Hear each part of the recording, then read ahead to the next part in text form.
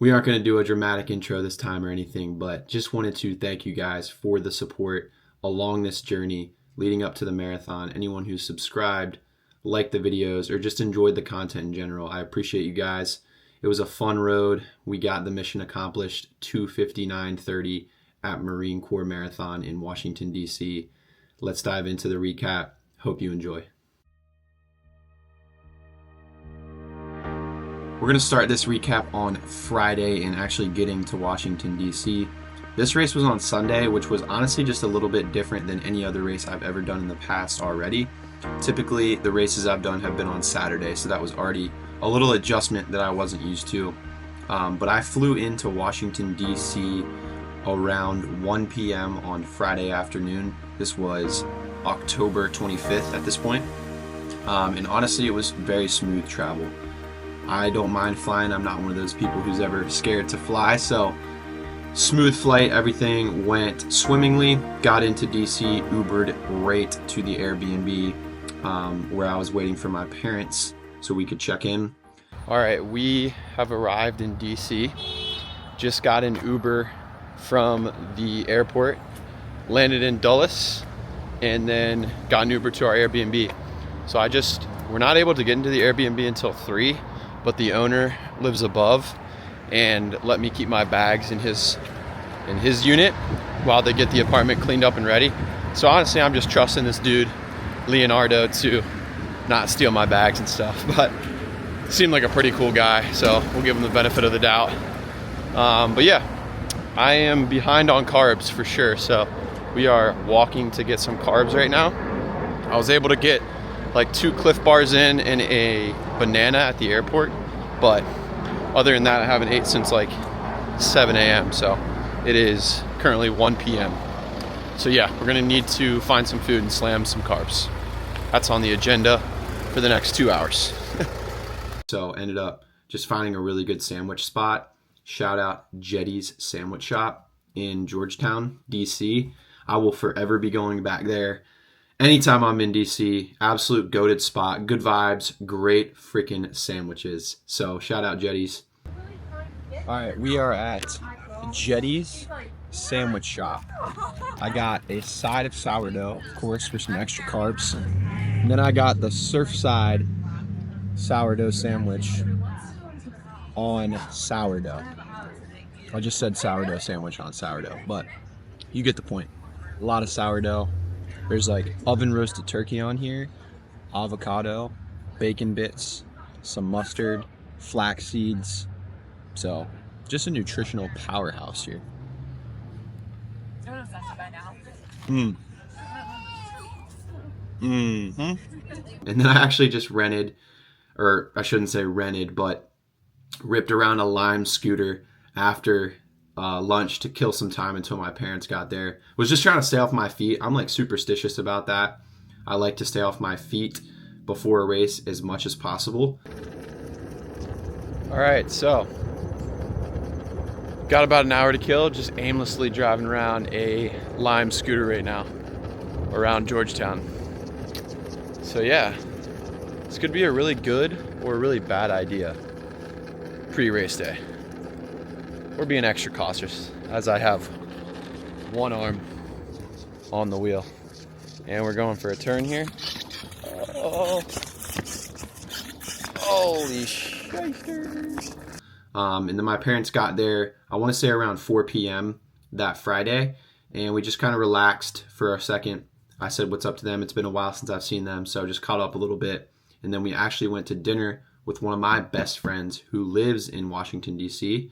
Whole gang's here. We got a first-time Marine Corps Marathon spectator, and Dad has experienced the Marine Corps Marathon. Mid-1980s. I've watched it a couple times. A couple friends of mine ran it. And you've done some half marathons? Yeah, about 4 or 5 half marathons in my life, so I never ran a full one, though. Anyways, gang's all here. We're going to dinner. I gotta cheers you with water, though.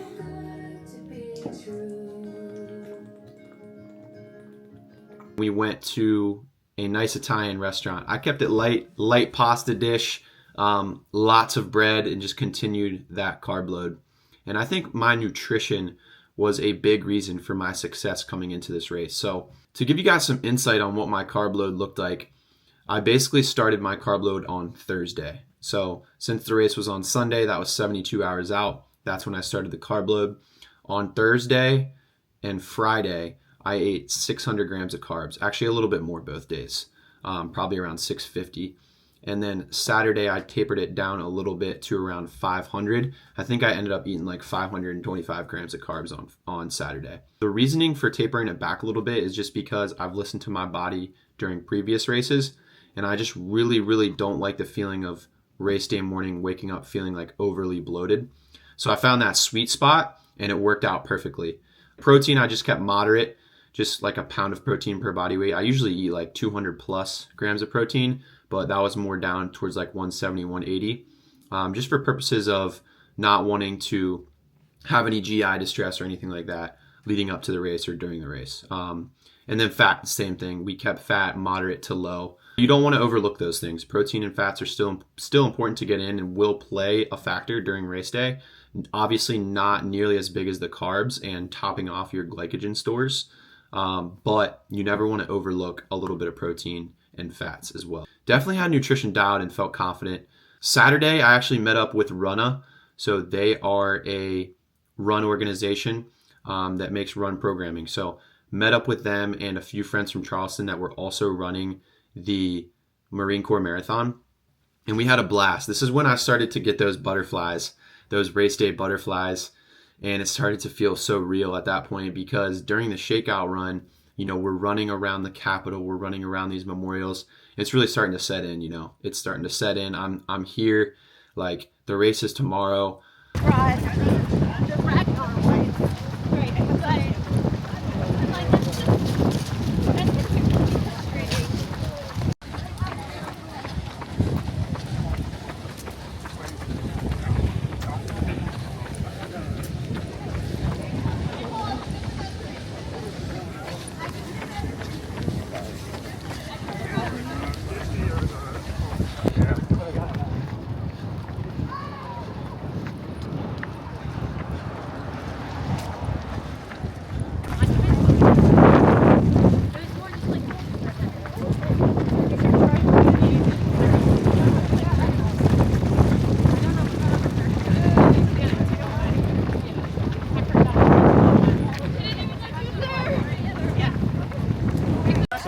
Yeah.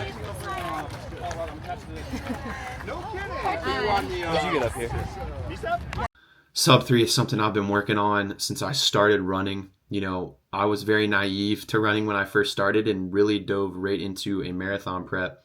That was an insane thing to dive into head first when just starting running about a year ago. At this point, I ran the Kiowa Marathon. I think that was December 9th of last year, and I ran a 3:05. So obviously my first marathon, didn't know what miles 18 to 26 felt like, but I sure found out. And that's why I was so happy with how the Marine Corps Marathon went in that back half of the race. Saturday after that shakeout run, we went to the Expo. Honestly, the Expo was pretty crazy. Again, I've ran smaller races leading up to this. So the Marine Corps Marathon being one of the biggest marathons other than the World Majors in the US, there's like almost 17,000 sole marathon runners, not to mention the 50K and the 10K that were going on at the same time. So tons of runners. There was actually a line like wrapped around this convention center to get my bib, but secured the bib and had to get the race day, pre-race day pick, and just picked up some last minute things at the Expo that I wanted for the racing.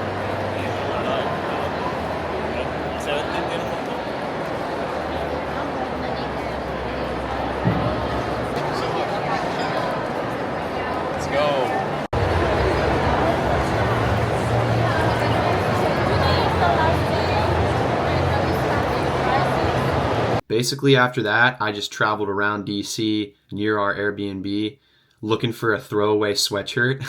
So we spent like an hour doing that. And then I dropped like $55 on this George Washington like Gildan sweatshirt that had absolutely no business being $55. But so a throwaway layer is basically like a sweatshirt or something you keep on, and then right before the start line, you just keep it at the start line. So you throw it away basically at the start line because there's no chance you're finding it after the race. My mom home cooked a meal. Shout out Mama Rhodes. She's the best. She has home cooked meals for us.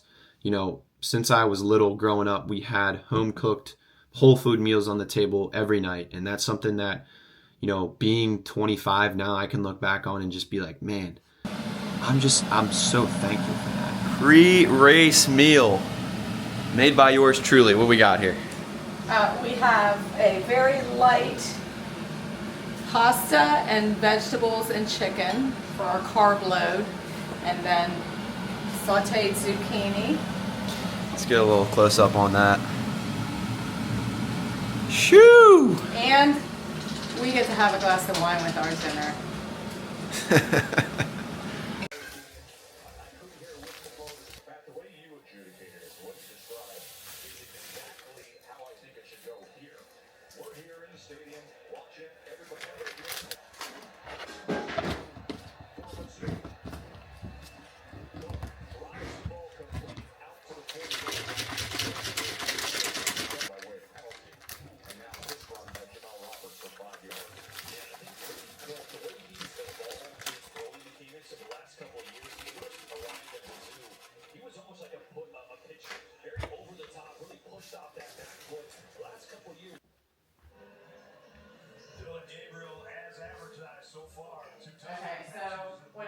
Had a nice dish on Saturday night, just a light dish with some sourdough bread. Sourdough was a big request.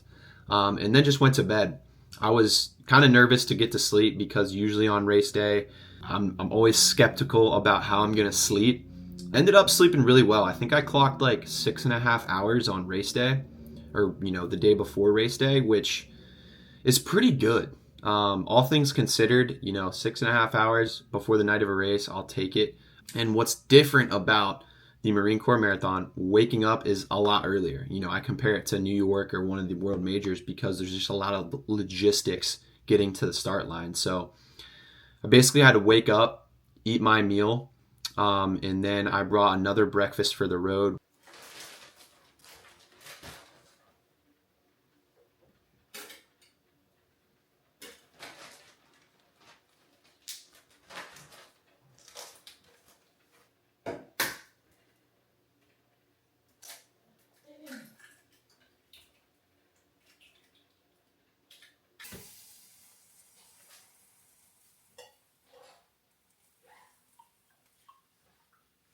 So when I woke up, I had my first meal, which was 2 eggs, 85 grams of egg whites, 2 really large pieces of sourdough with peanut butter and honey, and then the secret ingredient was pineapple. I had like 150 grams of pineapple in the morning, and this was huge. Pineapple has enzymes that help with digestion, and I really think it was the secret ingredient for race day, and I can't wait to, you know, kind of experiment that with some of my athletes that I coach and see how it works for them. But it worked so well for me. So first thing I did was wake up, had about 20 to 30 ounces of water, and then some electrolytes, some BPN electrolytes, giving me 500 milligrams of sodium. And then I obviously got my breakfast in. Some of that was salted as well, so I was getting even more sodium there. And then I had to pack basically a second breakfast because I was waking up so early. I woke up at 4 a.m. to eat the first meal. Race didn't start till almost 8 a.m. So parents drove me to the metro. All those logistics are kind of crazy, but everything went smooth. And honestly, the metro stop that I was by was only 2 stops to the start line after that. So it was like 10 minutes max on the metro. And then basically walking to the start line is when I ate my second breakfast, which was 2 scoops of Tailwind, which is a carb and electrolyte mix, which I believe gave me 50 grams of carbs and around 370 milligrams of sodium. And then I had just a large banana as well.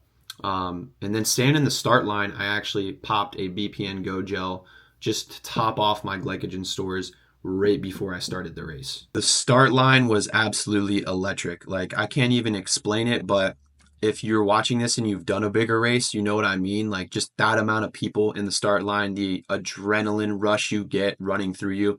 Not to mention that, you had a couple Marines talking to us before the race started, just getting us jazzed up. And then we had the Ospreys fly over us as the race was about to start. And Major of the Marine Corps, Sergeant Major Carlos A. Ruiz. You better get motivated real fast. Ever! Thank you to the all-Marine team. I see you. You better whip some butt. To everyone else who's here. Here we are waiting for Sean to start. We got ourselves tucked back into a warm spot, popping a squat until start time. You're just standing there getting so energetic before it starts. And like that experience was just something I can't explain, like only doing smaller races leading up to this. That experience alone made it worth it, man. I remember being in that moment in the start line, just like, I feel good. Let's friggin' do this. Boom, gun goes off. I'm feeling good. I'm feeling good out the gate. Get set, go!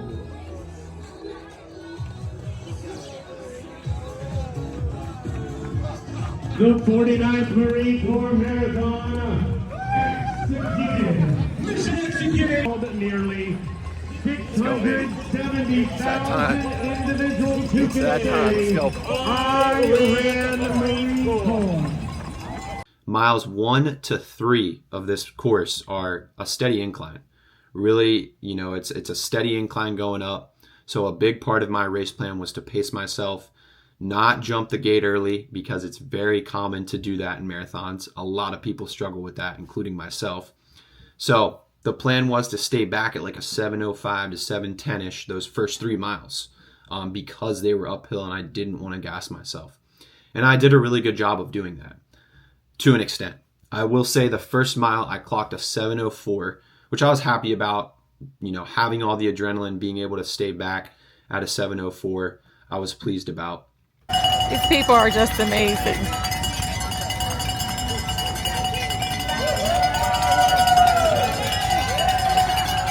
All right, I'm just going to start videoing. We're waiting for Sean to come here.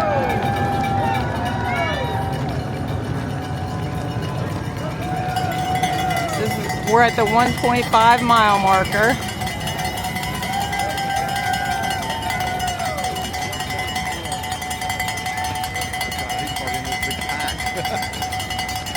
Where? Down here, coming up somewhere. All right.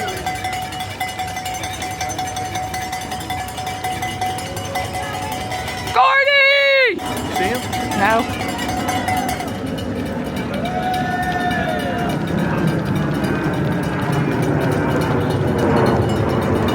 There he is. Sean! Sean! Sean! Sean! Woo!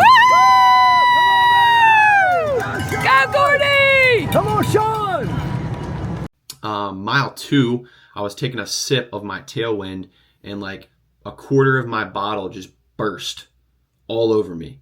And, I was able to adapt pretty quickly. And I was like doing some runner math in my head, like, okay, I lost this much nutrition, this much like of my liquid.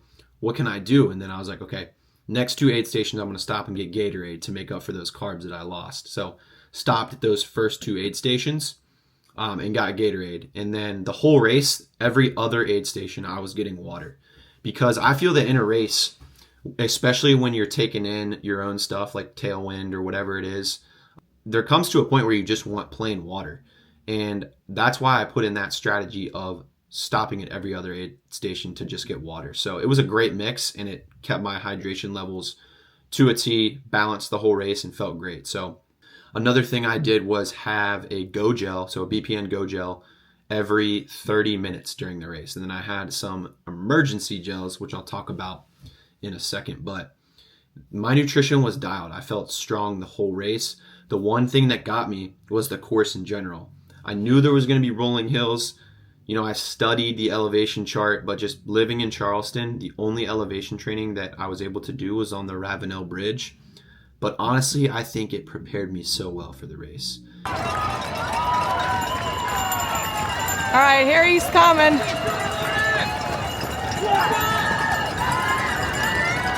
All right, Gordy! All right, Gordy! Way to go, Gordy! Woo! My negative split plan quickly went to shit. And it wasn't because I wasn't following the plan. It was just because the rolling hills were more significant than I really thought or pictured. So my splits were kind of like up and down. But I was cool with it because I knew I was like, okay, hey, I'm not like burning a lot of energy. I'm taking advantage of the downhills a little bit, not pushing too crazy. And I don't feel bad on the uphills. Honestly, on the uphills, I was passing people the whole race. So like that felt great. I was just like, okay, let's keep this rolling. Like there's pretty much rolling hills during the whole course. So let's just keep this steady rolling. Here he comes. 40! Gordy! Gordy! Come on, baby. One thing you'll find in these marathons, if you've never ran one before, nutrition is literally like 90% of the race. If you're not properly keeping up with your nutrition, you will bonk. Bonking is basically crashing out during those, 17 to 26 mile markers. People bonk there a lot, which is basically when you are fighting your hardest and your body just can't keep up with what you're trying to do. So that happened to me during my first marathon, and my absolute goal was for that not to happen again. And I can honestly say I felt so strong during the entire race. If I put my splits up right here, which I'll show my splits, you'll kind of see my splits were all over the place. I want you guys to take a look at that heart rate. My heart rate never went above 140 something the whole race.